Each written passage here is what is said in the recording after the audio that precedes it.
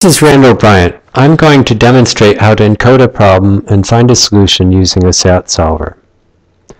We want to use just 4 colors to color each region of a map so that adjacent regions have different colors. I'll encode each color in a region using 2, 0, 1 values, what are known as Boolean variables, and find a solution that assigns values to those variables so that all of the constraints are satisfied. I'll apply this to a map called the Macgregor Graph that originally was in Scientific American as an April Fool's joke. As the search proceeds, I'll show the colors assigned to the regions of the map. So here we go. This map has a total of 110 regions. So I'll introduce 220 variables, each of which is either 0 or 1, so-called Boolean variables. In each region, then, I'll have 4 possible colors that I'll encode with 2 Boolean variables. The search proceeds by attempting to assign values to these variables and going forward until it either finds a solution or it hits a conflict.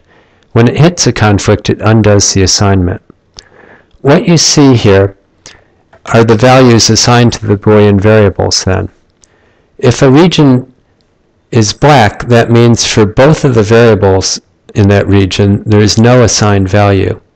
If the region has a solid color, that means I've assigned values to both of those variables, and so the color has been fixed. If the region has a blend of 2 colors, that's because one variable has an assigned value and the other doesn't, so there's 2 possible colors consistent with that assignment. You see now I've sped things up.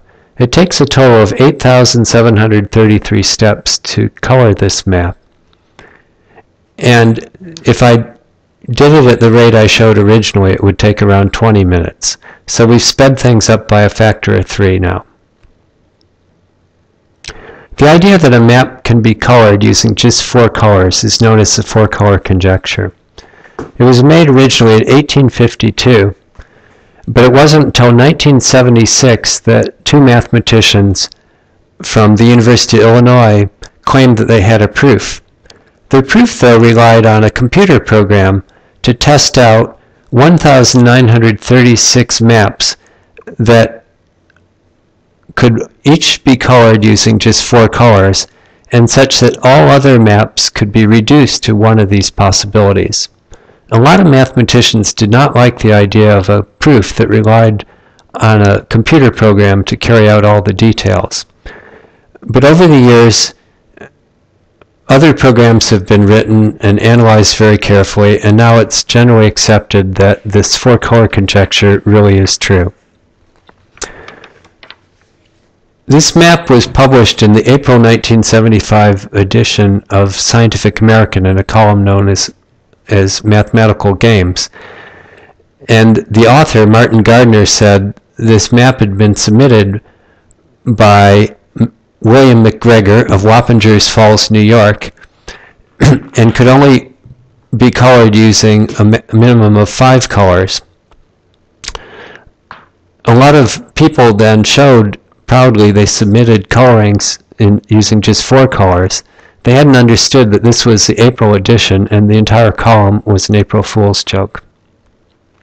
It's interesting to compare how this program searches for a solution compared to how a human might try to solve a map coloring problem.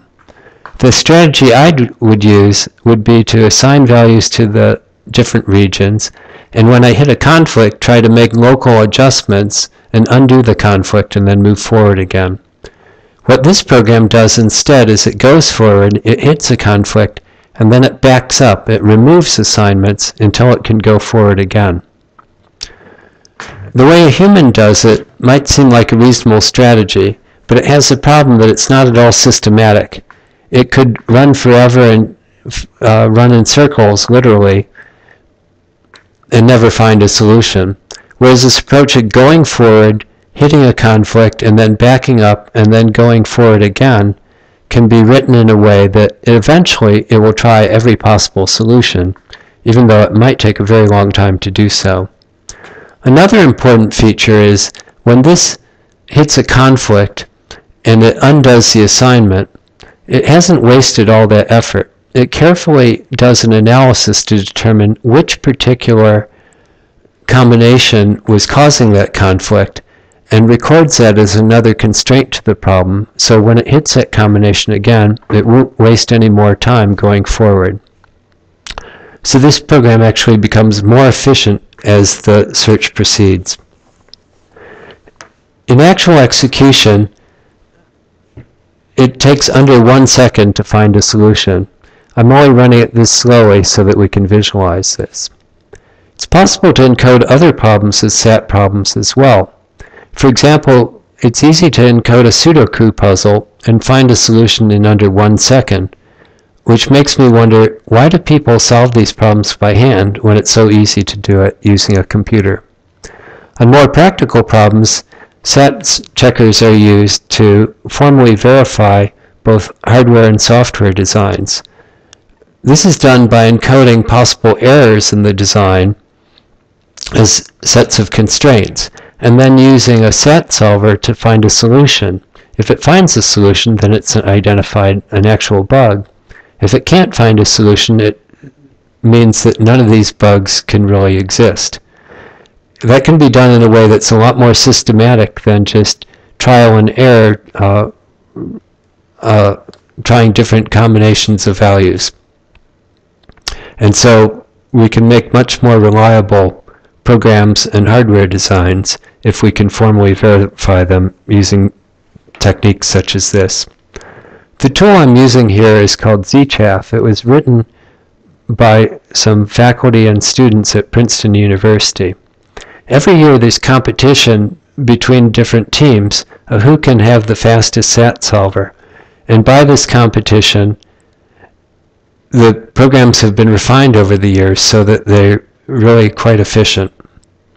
I've now slowed down the search so we can see the final stages as it nears